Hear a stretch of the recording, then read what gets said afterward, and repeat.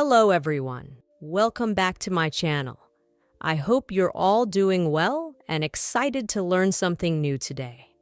If you're someone who wants to speak English fluently, confidently, and naturally, then this lesson is for you. Today, I am going to teach you how to think in English, which is one of the most important steps to becoming a fluent English speaker. We all know how frustrating it can be when we have to stop and translate sentences from our native language into English before speaking. It slows us down, makes us feel less confident, and often leads to mistakes.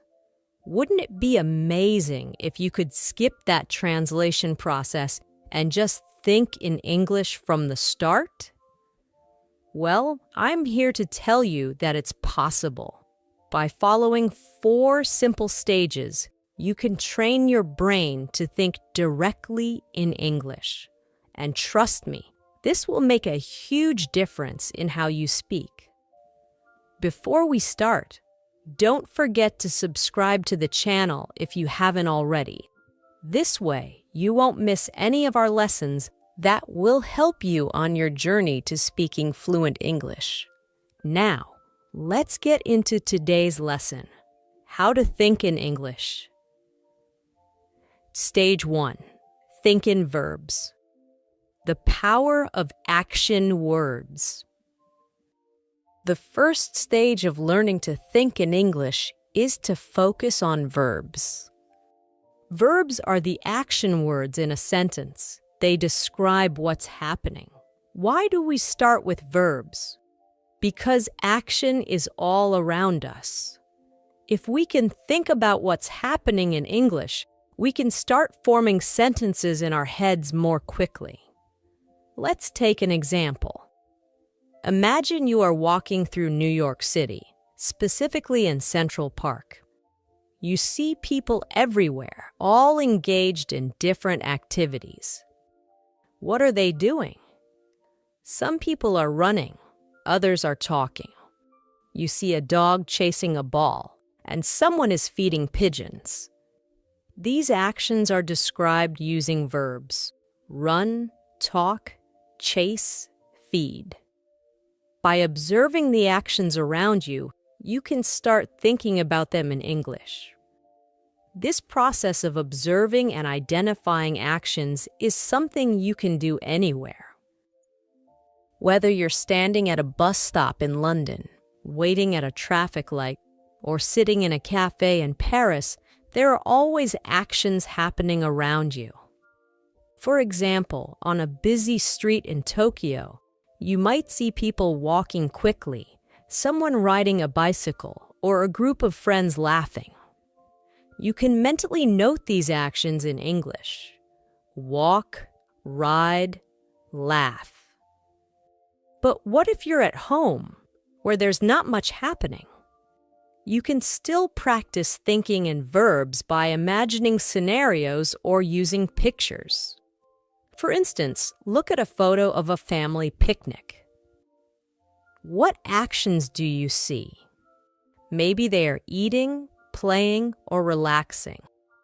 Even when you're indoors, you can practice identifying actions by thinking about what you might do in different situations. Imagine you're in your kitchen. You might be cooking, cleaning, or washing dishes.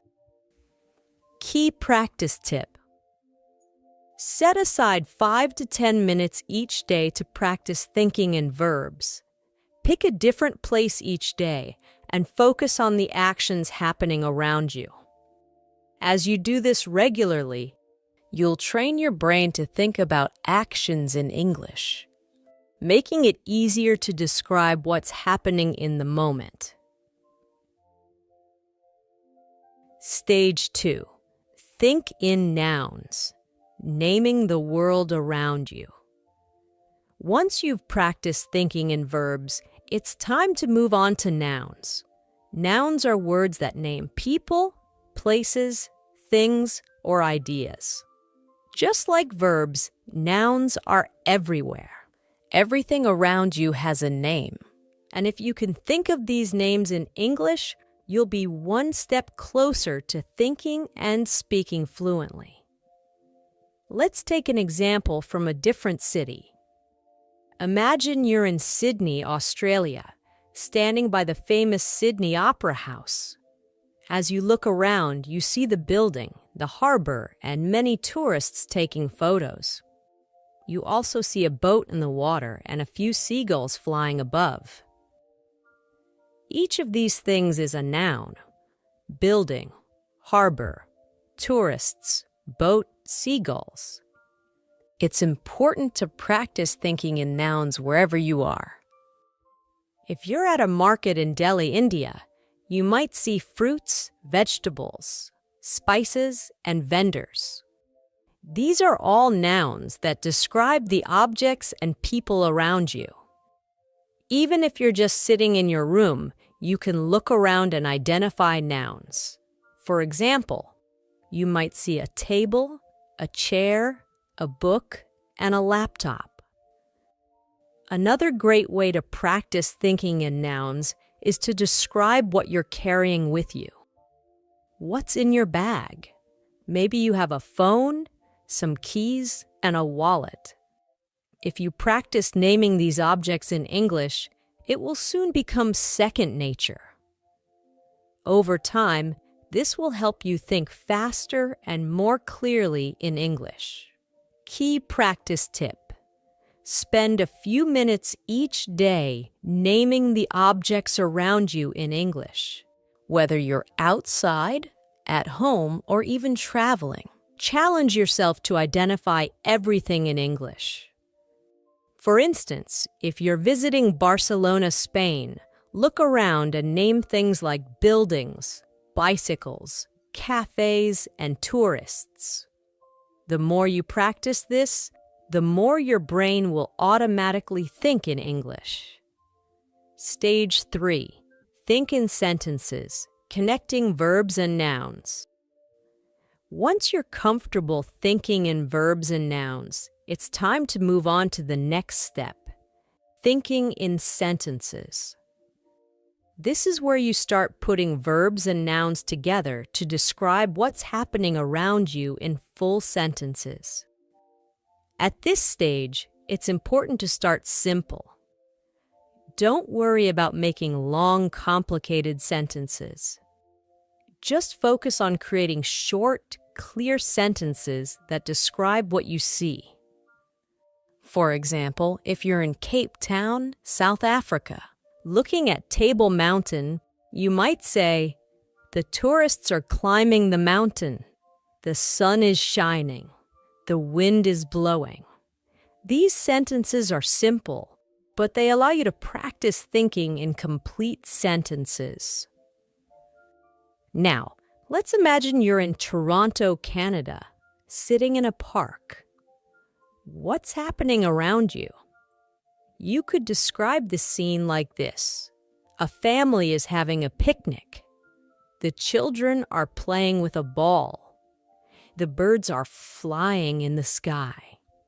These sentences are short, but they effectively describe what's happening around you. As you become more comfortable, you can start making your sentences longer.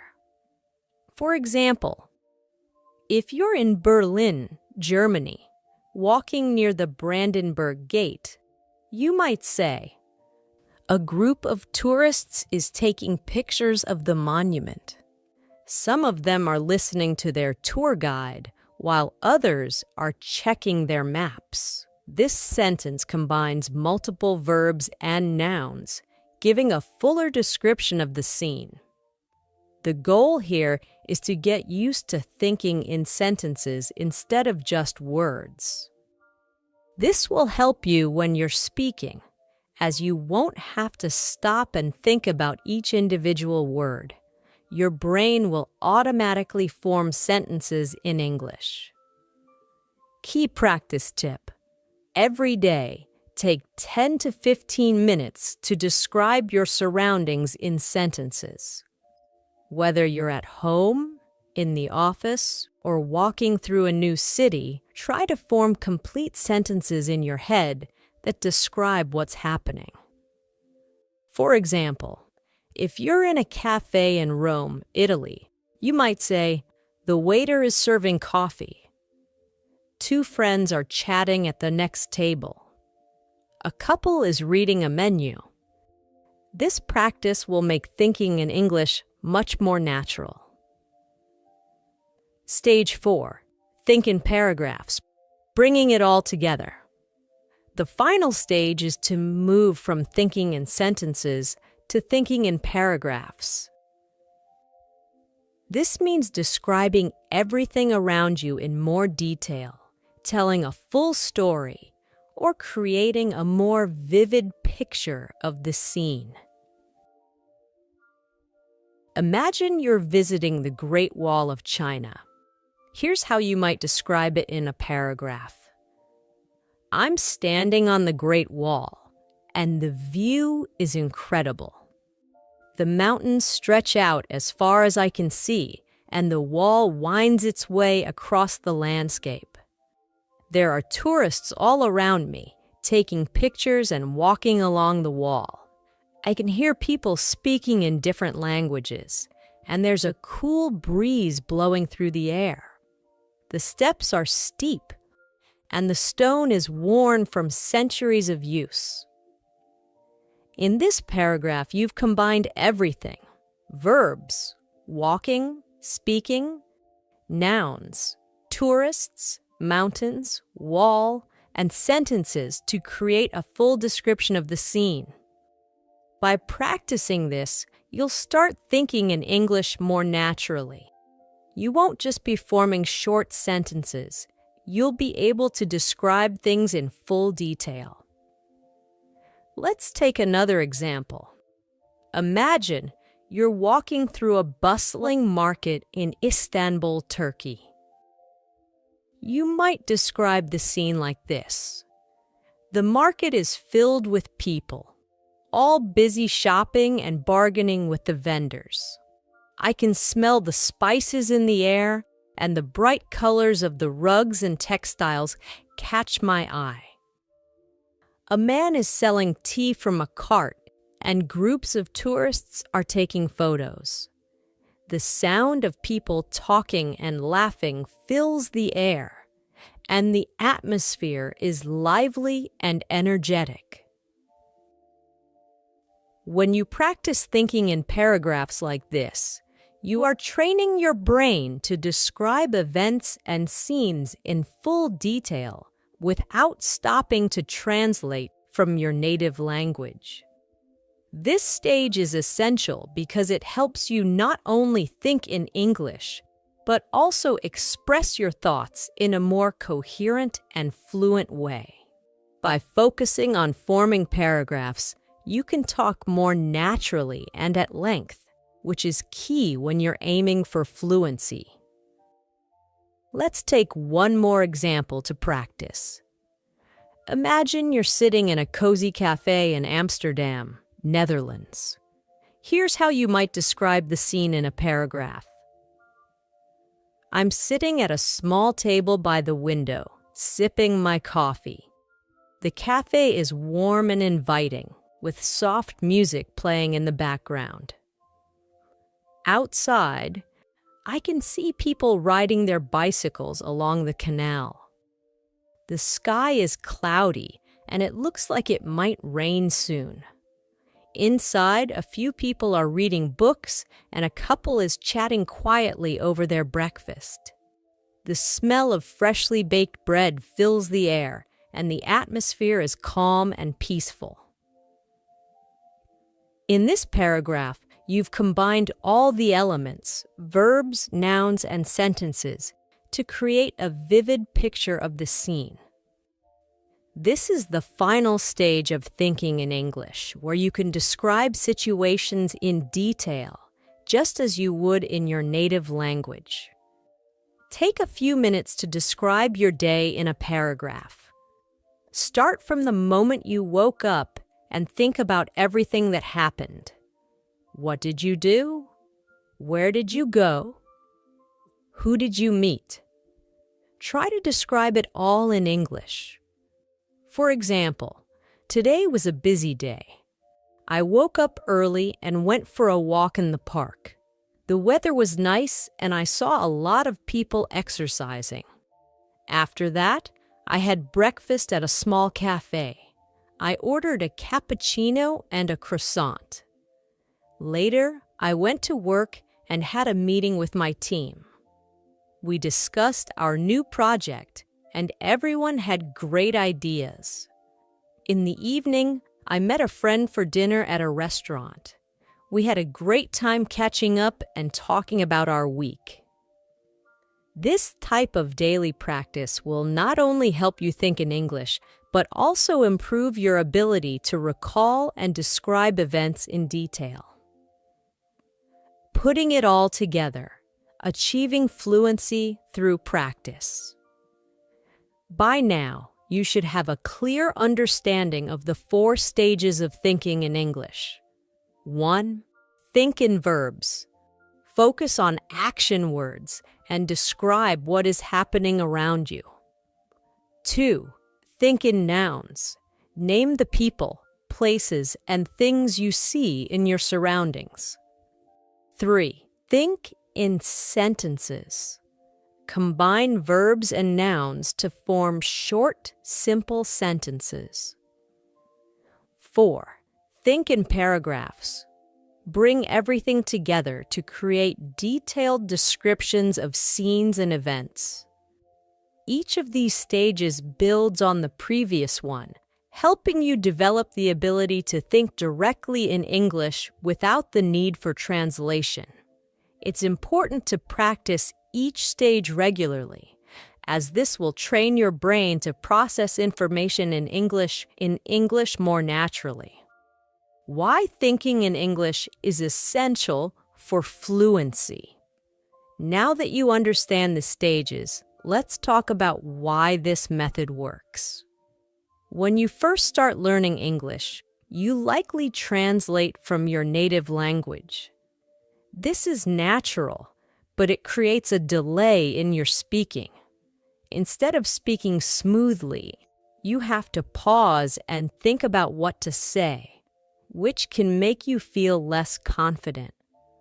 By practicing thinking in English, you eliminate that translation step.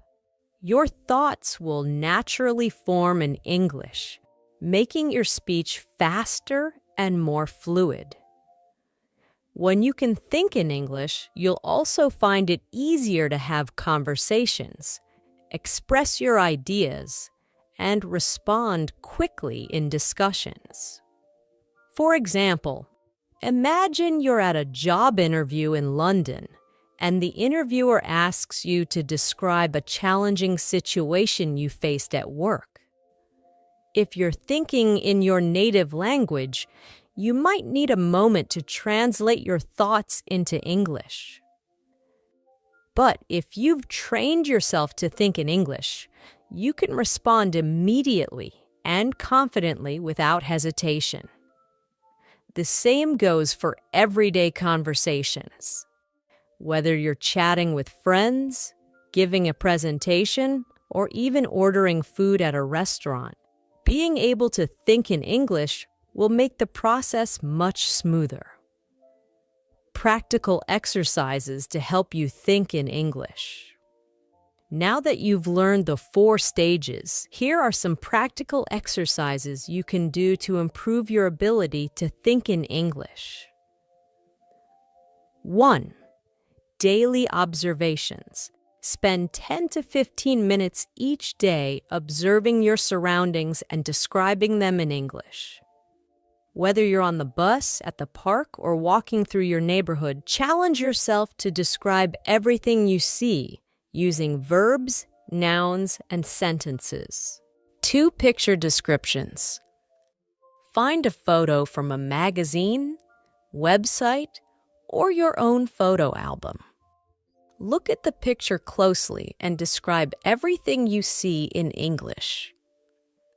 For example, if you're looking at a picture of a beach, you could say, "The sand is white and the water is crystal clear. There are a few people swimming, and some children are building a sandcastle. In the distance, I can see a boat sailing on the horizon.